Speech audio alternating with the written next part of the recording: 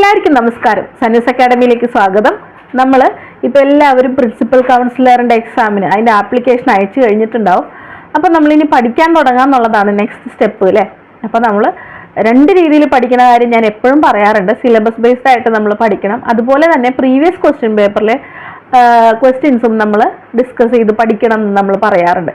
അപ്പോൾ ഇന്ന് സന്യൂസ് അക്കാഡമിയിൽ ഈ വീഡിയോയിൽ നമ്മൾ ചെയ്യാൻ പോകുന്നത് പ്രീവിയസ് ഇയർ ക്വസ്റ്റ്യൻ പേപ്പറിലെ ഒരൊറ്റ ക്വസ്റ്റ്യൻ വെച്ച് റിലേറ്റഡ് ടു ഫാമിലി ലോ, അതാണ് നമ്മൾ ഇന്നിവിടെ ഡിസ്കസ് ചെയ്യാൻ പോകുന്നത്. അപ്പോൾ നമ്മൾ എന്താ ചെയ്യേണ്ടത്, ആദ്യം നമുക്ക് ക്വസ്റ്റ്യൻ എന്താണെന്ന് നോക്കണം. അപ്പം നമുക്ക് ഓടിപ്പോയി ആ ക്വസ്റ്റ്യൻ ഒന്ന് വായിച്ചിട്ട് തിരിച്ചു വരാം. ഓക്കെ, ഒന്ന് വായിക്കാം കേട്ടോ. Can a statement made by a child to a counselor of the family court which forms a part of the counselor's report be relied on by the family court to decide a child custody matter? Options: cannot be used, can be used as valuable input, can be accepted in evidence, can be accepted in evidence and valuable input. അപ്പോൾ നമ്മൾ answer കണ്ടുപിടിക്കണം. Okay, അപ്പോൾ question ഇതാണ്. എന്താണ്? Family കോർട്ടിൽ ഒരു case ഉണ്ട്. എന്തുമായി ബന്ധപ്പെട്ടിട്ട്? ഒരു കുട്ടിയുടെ കസ്റ്റഡിയുമായി ബന്ധപ്പെട്ട് ഫാമിലി കോടതിയിൽ ഒരു കേസ് ഉണ്ട്.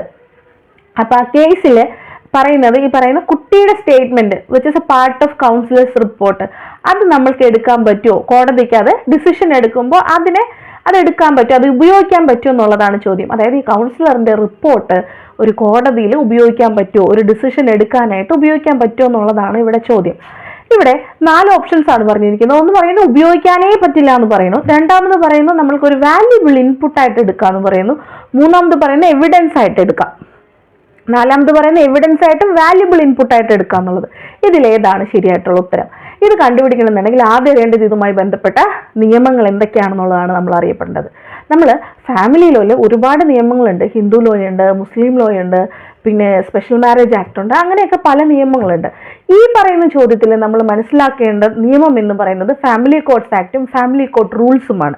ഓക്കെ, ഫാമിലി കോർട്ട്സ് ആക്ട് 1984 ആണ്, 1984 നിയമമാണ്. 1984 ഫാമിലി കോർട്ട്സ് ആക്ടിൽ 22ാമത്തെയും 23ാമത്തെയും സെക്ഷൻ ഏതൊക്കെയാണ്? 22ാമത്തെയും 23ാമത്തെയും സെക്ഷൻ. 22ാമത്തെ സെക്ഷൻ എന്താണ് പറയുന്നത്? സെൻട്രൽ ഗവൺമെന്റിനോട് പറയാണ് റൂൾസ് ഉണ്ടാക്കിക്കോളൂ. എന്തുമായി ബന്ധപ്പെട്ടത്? ഫാമിലി കോർട്ടിലെ ജഡ്ജസിന്റെ ക്വാളിഫിക്കേഷനുമായിട്ട് ബന്ധപ്പെട്ട് റൂൾസ് ഉണ്ടാക്കിക്കോളൂ എന്ന് സെൻട്രൽ ഗവൺമെന്റിനോട് ഈ നിയമപ്രകാരം പറഞ്ഞിട്ടുണ്ട്. ഇനി എന്താണ് സെക്ഷൻ 23 എന്ന് പറയുന്നത്? സെക്ഷൻ 23 എന്ന് പറയുന്നത് സ്റ്റേറ്റ് ഗവൺമെന്റിനോട് പറയാണ് റൂൾസ് ഉണ്ടാക്കിക്കോളൂ.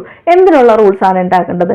ഈ പെർട്ടിക്കുലർ ആയിട്ടുള്ള ഈ ഫാമിലി കോർട്ട് ആക്ട് എന്ന് പറയുന്ന നിയമം ഇംപ്ലിമെന്റ് ചെയ്യാൻ ആവശ്യമായിട്ടുള്ള റൂൾസ് എന്തൊക്കെയാണോ അതെല്ലാം ആരുണ്ടാക്കണം?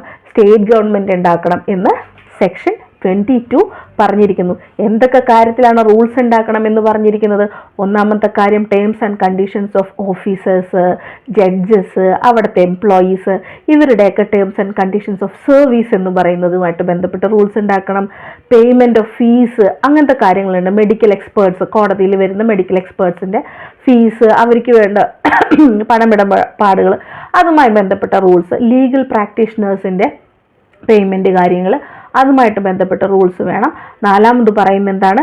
കൗൺസിലേഴ്സ്, അവരുടെ സർവീസ് ഉപയോഗിക്കുന്നതുമായി ബന്ധപ്പെട്ട് എന്ത് വേണം? റൂൾസ് ഉണ്ടാക്കണം എന്ന് പറയുന്നു. അപ്പോൾ സ്റ്റേറ്റ് ഗവൺമെന്റ് എന്തുണ്ടാക്കണം? ഈ കൗൺസിലർ ഉണ്ടാകണോ? കൗൺസിലർക്ക് വേണ്ടിയിട്ടുള്ള ക്വാളിഫിക്കേഷൻ എന്താണ്? കൗൺസിലർ റിപ്പോർട്ടുമായിട്ട് ബന്ധപ്പെട്ട എന്തൊക്കെ കാര്യങ്ങളാണ് എന്നുള്ളതൊക്കെ ആരുണ്ടാക്കുന്നത്? റൂൾസ് ഉണ്ടാക്കുന്നത് സ്റ്റേറ്റ് ഗവൺമെന്റ്. അങ്ങനെ പറയുമ്പോൾ കേരളത്തിൽ നമ്മൾക്ക് റൂൾസ് ഉണ്ട്. എന്താണ്? ഫാമിലി കോർട്ട് റൂൾസ് ഉണ്ട്. അത് 2 തരത്തിലുണ്ട്. ഫാമിലി കോർട്ട് കേരള റൂൾസ് ഉണ്ട് 1989, ഫാമിലി കോർട്ട് പ്രൊസീജിയർ റൂൾസ് ഉണ്ട് 1989. പ്രൊസീജിയർ റൂൾസ് എന്ന് പറയുന്നത് ഈ പറയുന്നത് പോലെ എന്തെങ്കിലും എന്താ പറയുക, ഒരു കോടതിയിൽ നിന്ന് വേറൊരു കോടതിയിലോട്ട് നമുക്ക് കേസ് ട്രാൻസ്ഫർ ചെയ്യണം. അങ്ങനത്തെയൊക്കെ കേസ് വരുമ്പോഴാണ് നമ്മൾ എന്ത് ചെയ്യുന്നത്? നമ്മൾ family court rules, procedure rules എടുക്കുന്നത്.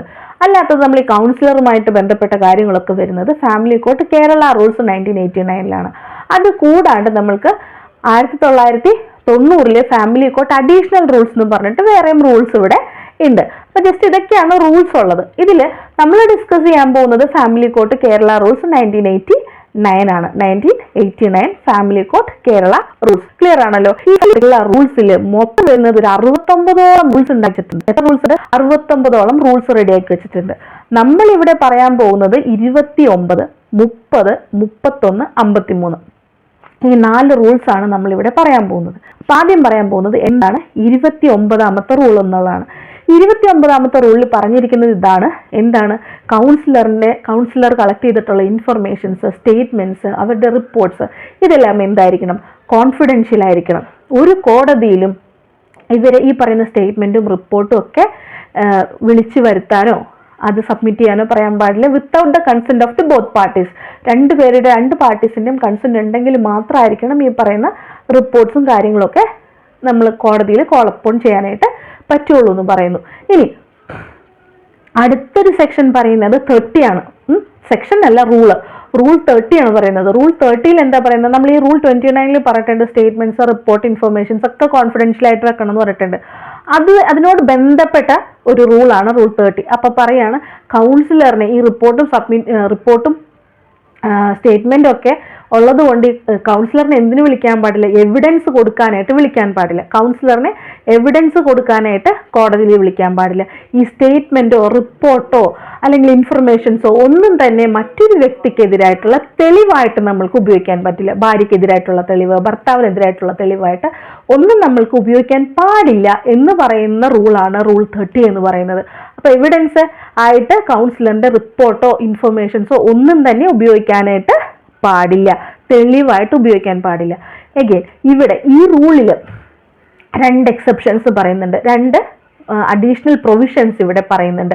എന്താണ് അഡീഷണൽ പ്രൊവിഷൻസ് പറയുന്നതെന്ന് വെച്ചാൽ, കോടതിക്ക് കൗൺസിലറിനോട് റിപ്പോർട്ട് സബ്മിറ്റ് ചെയ്യാൻ ആവശ്യപ്പെടാം. 2 കാര്യത്തിലാണ് റിപ്പോർട്ട് സബ്മിറ്റ് ചെയ്യാൻ ആവശ്യപ്പെടുന്നത്. ഒന്നാമത്തെ കാര്യം പറയുന്നത്, കുട്ടിയുടെ ഗാർഡിയൻഷിപ്പുമായി ബന്ധപ്പെട്ട് എന്തെങ്കിലും കേസാണെന്നുണ്ടെങ്കിൽ, ഗാർഡിയൻഷിപ്പുമായിട്ട് ബന്ധപ്പെട്ട് എന്തെങ്കിലും കേസിൽ ഡിസിഷൻ എടുക്കാൻ നേരത്ത് കോടതിക്ക് കൗൺസിലറോട് റിപ്പോർട്ട് ആവശ്യപ്പെടാം. ആ കുട്ടിയുടെ ഹോം എൻവയോൺമെന്റ് എങ്ങനെയാണ്, ഈ രണ്ട് പാരൻസുമായിട്ടുള്ള റിലേഷൻഷിപ്പ് എങ്ങനെയാണ് എന്നതുമായി ബന്ധപ്പെട്ട് ഒരു റിപ്പോർട്ട് സബ്മിറ്റ് ചെയ്യാനായിട്ട് കോടതിക്ക് പറയാം. കൗൺസിലർ അത് റിപ്പോർട്ട് സബ്മിറ്റ് ചെയ്യും. അപ്പോൾ ഈ പെർട്ടിക്കുലർ ഡിസിഷൻ എടുക്കാൻ വേണ്ടിയിട്ട് ആ റിപ്പോർട്ട് ആർക്ക് ഉപയോഗിക്കാം? കോടതിക്ക് ഉപയോഗിക്കുക എന്ന് പറയുന്നു. അതുപോലെ തന്നെ രണ്ടാമത്തെ കാര്യമാണ് അലിമുണി അല്ലെങ്കിൽ മെയിൻ്റനൻസിന് വേണ്ടിയിട്ട്. ഇപ്പൊ കുഞ്ഞുങ്ങൾക്കായിട്ടുള്ള മെയിൻ്റനൻസിനുള്ളതായിരിക്കും, അല്ലെങ്കിൽ ഭാര്യക്കായിട്ടുള്ള മെയിൻ്റനൻസിന്റെ എമൗണ്ട് എന്ന് പറയുന്നത് അത് തീരുമാനിക്കാൻ വേണ്ടിയിട്ട് ഇവരുടെ സ്റ്റാൻഡേർഡ് ഓഫ് ലിവിങ് എങ്ങനെയാണ്, ഇവർക്ക് എത്ര ഇൻകം ഉണ്ട്, 2 പാർട്ടിക്കും ഹസ്ബൻഡിനും വൈഫിനും എത്ര ഇൻകം ഉണ്ട് എന്നൊക്കെ കണക്കാക്കാനായിട്ട് അതിനു വേണ്ടിയിട്ട് കോടതിക്ക് ആരോട് റിപ്പോർട്ട് ആവശ്യപ്പെടാം? കൗൺസിലറോട് റിപ്പോർട്ട് ആവശ്യപ്പെടാം. അവരുടെ ഇൻകം, സ്റ്റാൻഡേർഡ് ഓഫ് ലിവിങ് ഒക്കെ അന്വേഷിച്ച് അതുമായി ബന്ധപ്പെട്ടൊരു റിപ്പോർട്ട് സബ്മിറ്റ് ചെയ്യാനായിട്ട് പറയാം. അപ്പോൾ 2 രീതിയിലുള്ള റിപ്പോർട്ട്, ഒന്ന് ഗാർഡിയൻഷിപ്പുമായിട്ട് ബന്ധപ്പെട്ട്, രണ്ടാമത് പറയുന്നു മെയിൻ്റനൻസുമായിട്ട് ബന്ധപ്പെട്ട് കാര്യങ്ങൾക്ക് ഡിസിഷൻ എടുക്കാൻ വേണ്ടി, അസിസ്റ്റ് ചെയ്യാൻ വേണ്ടി മാത്രമാണ് എന്ത് ചോദിക്കുന്നത്? റിപ്പോർട്ട് ചോദിക്കുന്നത്. ഓക്കെ, ഇടക്ക് ചുമ വരുന്നുണ്ട്. ഇതിൽ ഇടയ്ക്ക് കേസ് ലോ പറയുന്നുണ്ട്. കേസ് ലോയിൽ പറയുന്നത് എന്താണെന്ന് വെച്ചിട്ടുണ്ടെങ്കിൽ, ഈ പറയുന്ന റിപ്പോർട്ട്സ് എന്തിനു വേണ്ടിയിട്ടുള്ളതാണ്? ഇതൊരു ഡിസിഷൻ എടുക്കാൻ വേണ്ടി മാത്രമേ ഉപയോഗിക്കാൻ പാടുള്ളൂ. ഇത് എന്തിനു ഉപയോഗിക്കാൻ പാടില്ല? ഒരു വ്യക്തിക്കെതിരെ എവിഡൻസ് ആയിട്ട് ഒരിക്കലും ഉപയോഗിക്കാൻ പറ്റില്ല എന്നും വളരെ കൃത്യമായിട്ട് പറയുന്നുണ്ട്. അതുപോലെ തന്നെ ഇനി നമ്മൾക്ക് പറയാനുള്ള വേറെ 2 റിപ്പോർട്ട്സും കൂടെ ഉണ്ട്.